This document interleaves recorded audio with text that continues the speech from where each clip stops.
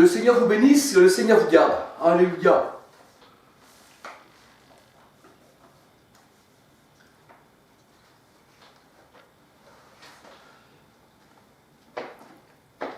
Alors j'ai recherché dans les Saintes Écritures, selon quelques versions que j'ai, et je ne connais pas toutes les versions, mais je me suis intéressé à la version Chouraki. Je me suis intéressé au mot Satan, version Chouraki. Maintenant, s'il y en a quelques-uns d'entre vous qui veulent voir d'autres versions, parce que moi je n'ai pas toutes les versions, bien que les versions on peut les retrouver sur les réseaux sociaux, enfin quand je dis les réseaux sociaux, c'est plutôt, comment je vais dire, là c'était pas le mot, non, là j'avais la tête ailleurs, on peut retrouver ceci sur notre téléphone qui est relié à Internet, mais comme je n'ai pas de téléphone, alors je me suis simplement stationné sur la version, on va dire, Chouraki pour le mot Satan. Alors on va se laisser guider par les Écritures et on va voir que Chouraki, c'est une personne qui connaît l'hébreu, et nous voyons comment il traduit le mot Satan dans sa version. Je parle bien sûr de la version Chouraki. Alors on peut confondre la version Chouraki avec d'autres versions. Et nous voyons que le mot Satan ne veut dire que simplement adversaire, calomniateur, accusateur, menteur et contraire. Parce que Satan veut dire être opposé, ça veut dire adversaire. Et nous voyons dans la parole de Dieu que l'Éternel est aussi nommé Satan, celui qui s'oppose à ses ennemis. Mais dans la version où l'Éternel s'oppose à ses ennemis et qu'il devient à Satan, alors on voit que le mot prend un autre sens, parce que l'Éternel n'est pas calomniateur, le Seigneur, l'Éternel n'est pas menteur, mais là pour l'Éternel, ça prend un sens différent qui nous dit simplement que l'Éternel est un adversaire, un Satan, pour ses ennemis. Et on va se laisser guider par la parole du Seigneur. Alléluia. Alors je me sers de la version Chouraki, mais confondez la version Chouraki pour plus exactement comprendre avec d'autres versions. Alors je vais vous donner les versets, alléluia. Gloire au Seigneur.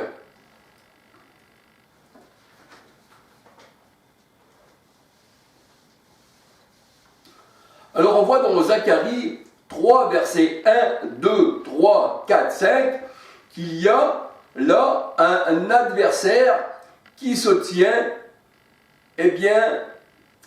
à la droite, on va dire, du grand sacrificateur pour l'accuser.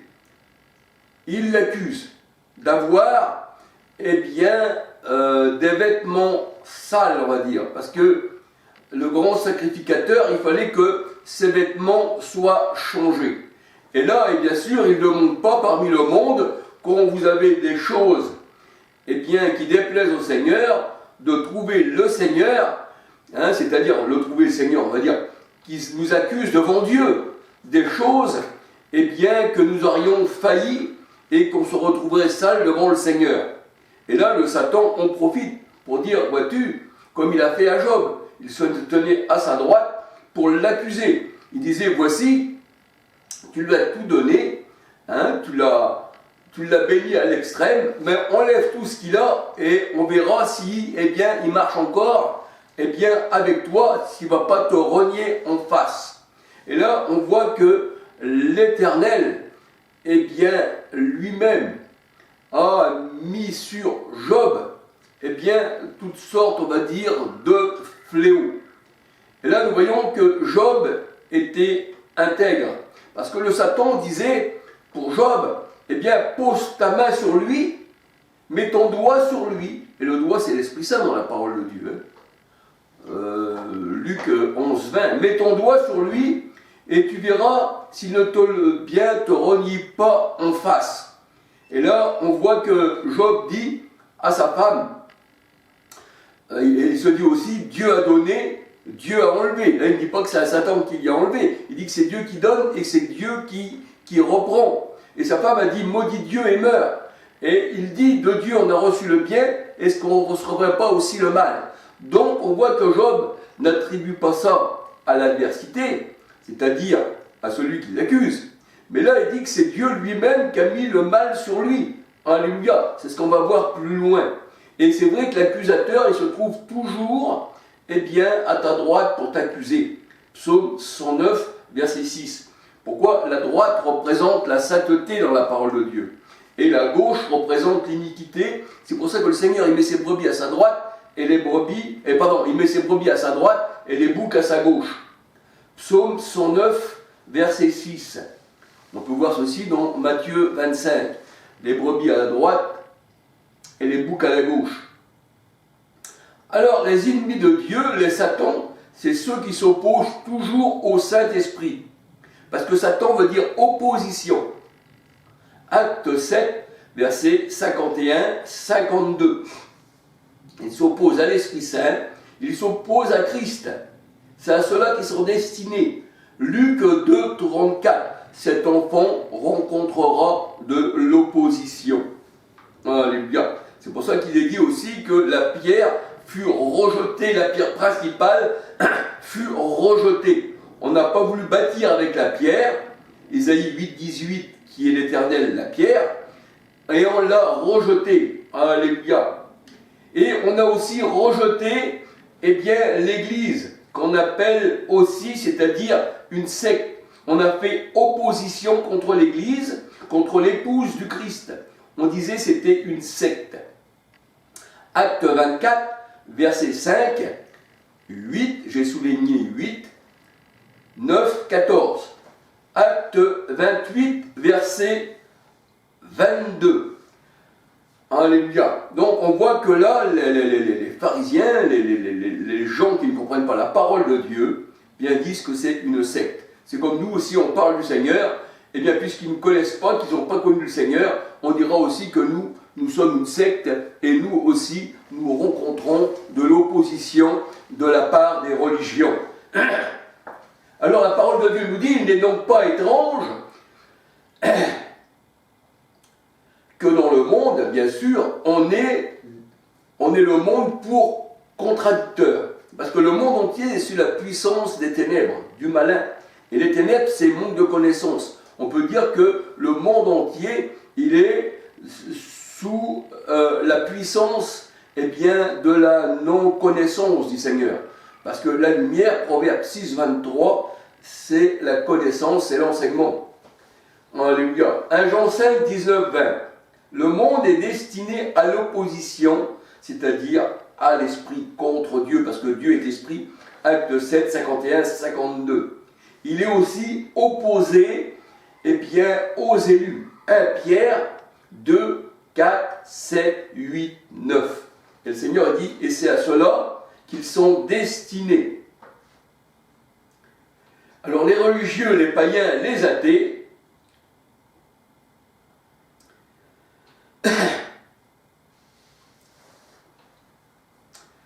les religieux, les païens, les athées, et je dirais même les élus, sont des satans. Parce que nous sommes des adversaires du monde, et le monde est adversaire pour nous. Alors dans les deux camps, nous sommes des adversaires. On est opposés l'un à l'autre. La Bible elle dit, la chair est opposée à l'esprit. Et l'opposition, adversaire, même sur, vous demandez l'origine du mot Satan, dans les dictionnaires, ou voilà, eh bien, on va vous dire que le mot Satan signifie adversaire, et le mot Satan ne prend pas un grand S, comme si c'était une personne, c'était un nom commun, mais c'est simplement, eh bien, Satan veut dire opposition. Alléluia. Et quand l'opposition rentre dans un homme, dans son cœur, qui médite dans son cœur, mais quand je dis rentre dans un homme, c'est pas encore là le mot. Je veux dire par là, quand l'opposition est dans le cœur d'un homme, eh bien ça veut dire que son cœur n'est pas circoncis par le Seigneur. Un peu comme Judas, il avait dans son cœur, eh bien, Satan. C'est-à-dire il avait de l'opposition dans son cœur pour le Seigneur. Alléluia. C'est pour ça qu'on dit que Satan était dans le cœur de Judas. La parole de Dieu nous dit que c'est l'Éternel lui-même qui crée l'adversité. Ésaïe 45, verset 7. Voir la version Chouraki aussi. Et autres. Amos 3.6. Amos 3.6. Vous allez voir que c'est l'Éternel qui crée le mal. Alléluia. Ésaïe 45, verset 7, Amos 3.6.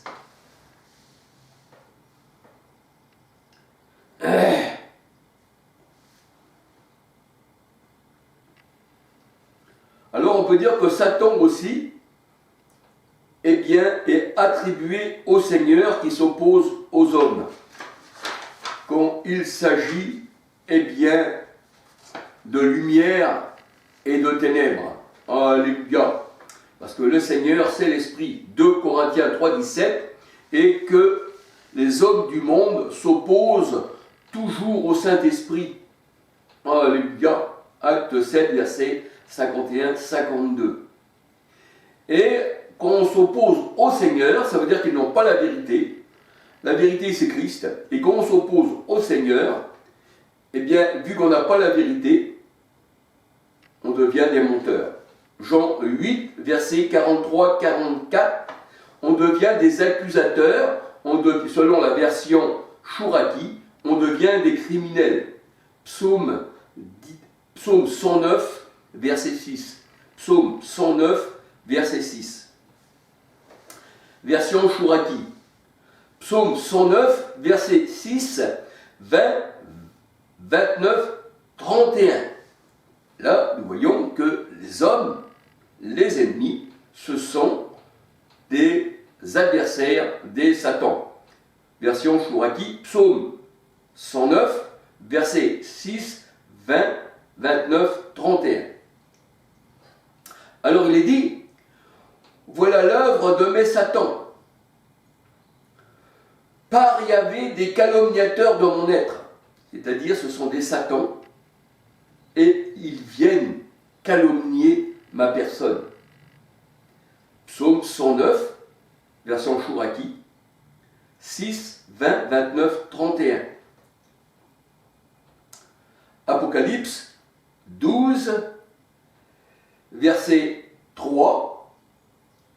Apocalypse 12, verset 3, 4, 5 à 11. On peut dire que Satan, c'est aussi le dragon. Le dragon. Là, dans l'adversité, il est le dragon. Il est le dragon. Apocalypse 12, versets 3, 4, 5 à 11. C'est-à-dire le serpent, le dragon. Et le dragon, nous savons que ce sont des rois. Jérémie 51, 34. Un roi 5, 18. Version encore Chouraki. Maintenant Adonai, mon Elohim, m'a reposé alentour, c'est-à-dire il m'a donné du repos aux alentours, pas de Satan, pas de blessures mauvaises. C'est-à-dire si je n'ai pas de Satan autour de moi, si je n'ai pas d'ennemis autour de moi, si je n'ai pas d'hommes méchants autour de moi, des Satans, des adversaires, des ennemis, des calomniateurs, eh bien là je me sens au repos. Un roi 5, verset 18. Selon version Chouraki. Alors, 2 Samuel 19, 23, version Chouraki, David dit, fils de Chérouia, qu'y a-t-il entre moi et vous? Qui serez-vous avec moi en Satan? Ça veut dire que là, ceux qui étaient autour de David, eh bien, c'était pour lui des satans. Tourner autour de lui comme des satans. C'est pour ça qu'on dit dans 1 Pierre 5, 1 Pierre 5, 1 Pierre 5, 8, le diable rôde autour de vous comme un lion rugissant. 1 Pierre 5, 8. Et Sophonie 3, 3, eh bien, les lions rugissants, les serpents, c'est les faux prophètes. Et dans Ézéchiel 22, verset 24, et si on lit tout Ézéchiel, Ézéchiel 22, 24, et qu'on lit tout le restant d'Ézéchiel, on voit que ce sont des loups, les faux prophètes, ce sont des serpents, ce sont des scorpions, ce sont des bêtes, Ecclésiaste 3, 18, alléluia, qui se liguent contre l'Éternel et contre son loin, ce sont des antichrists. Acte 4, 25, 27, 28, 29. Et là, dans 2 Samuel 19, 23, on voit que ceux qui étaient autour de David, eh bien, c'était devenu des satans, version Chouraki. 1 Samuel 29, 4. Toujours dans la version Chouraki, nous voyons que les Philistins avaient peur de David, ils avaient peur qu'il devienne un ennemi, qu'il devienne un Satan. 1 Samuel 29, 4. Dans 1 roi 11, 14, 23, 25, 1 roi 11, 14, 23, 25, l'Éternel suscita un ennemi à Salomon, toujours version Chouraki, c'est-à-dire un Satan. Il suscita un Satan à Salomon. L'Éternel suscita un ennemi, un Satan à Salomon. 1 roi 11, versets 14, 23, 25. Et Pierre qui s'oppose à la volonté du Christ est appelé par le Seigneur Satan. Alors regarde-moi Satan, parce que tes pensées sont les pensées des hommes, mais pas les pensées de Dieu. Donc c'est ta pensée qui fait que tu es un ennemi de Dieu, qui fait que tu es un adversaire de Dieu, qui s'oppose à l'Esprit Saint. Acte 7, 51, 52, Matthieu 16, versets 20 à 23, Colossiens 1, 21. Pour ne pas être un Satan, il faut avoir la pensée de Christ. 1 Corinthiens 2, 16. Marc 8, verset 33. Pierre, en s'opposant au Seigneur, parce que le Seigneur devait monter à Jérusalem, mourir pour nous sur la croix, et là, Pierre s'opposait au sacrifice du Christ. Alors, les satans, ce sont les faux juifs, la parole de Dieu nous dit. Ce sont les hommes du monde, des athées, tout ça, c'est des satans, c'est des satans, ils sont contre le Seigneur. 1 Corinthiens 10, 18, 22. Les juifs selon la chair, Galates 4, 21 à 31, qui s'opposent, c'est-à-dire la Jérusalem selon la chair, qui s'oppose au Seigneur, est considérée comme l'Égypte. Apocalypse 11, 8. Alléluia. Apocalypse 11, 8. Et on peut dire que les païens qui s'opposent aussi au Seigneur, et ceux des religions aussi qui n'ont pas le véritable évangile, comme les protestants, les catholiques, tout ça, ça sort de Rome. Le salut vient des juifs, c'est bien pas des juifs tout cela. Hein, nous, on a été greffés sur l'olivier naturel d'Israël, et on a pour père Abraham, on n'a pas pour père Constantin. Eh bien, toutes ces religions-là, la parole de Dieu nous dit, ce sont aussi, des faux frères. 2 Corinthiens 11, verset 26. C'est pour ça que Paul disait, j'ai été en danger parmi les faux frères. Parce qu'ils avaient un évangile, faussé, ces faux frères. C'est normal. 2 Corinthiens 11, 2 à 4, ils avaient l'esprit du monde, mais ils n'avaient pas l'esprit du Christ. Galates 1, verset 6 à 11. Donc ils avaient un faux évangile, et c'était des faux frères. Comme, on peut dire aussi, les pharisiens, selon la chair, étaient aussi des satans. 1 Corinthiens 10, 18, 22, Galates 4, 21 à 31. Donc l'Égypte, Apocalypse 11, verset 8. Alléluia. Deux faux frères. Apocalypse 2, verset 2.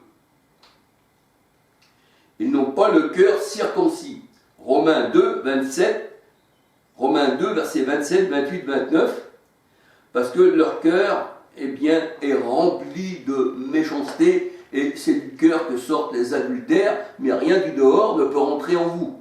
C'est ce qui sort du cœur qui rend l'homme méchant, mais rien du dehors ne peut rentrer en vous. Pas même un Satan imaginaire par le monde. Marc 7, verset 1 à 23. Et le Seigneur il dit que les Juifs qui n'appartiennent pas au Seigneur, 1 Corinthiens 10, 18 à 22, c'est une synagogue de Satan. C'est une synagogue de Satan. C'est-à-dire d'adversité contre le Seigneur. Apocalypse 3, verset 9. C'est-à-dire contre Christ. Apocalypse 2, verset 9, 13. Et il tue les prophètes et ceux qui leur sont envoyés. Matthieu 23, verset 37.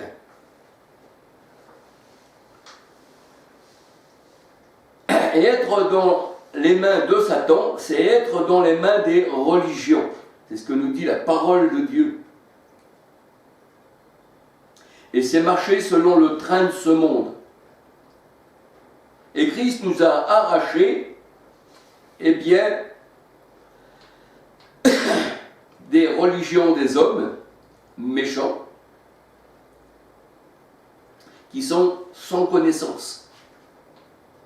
Pourquoi? Parce qu'ils n'ont pas voulu de la lumière qui est Christ. Ils ont préféré rester dans les ténèbres. Jean 1, verset 1 à 13.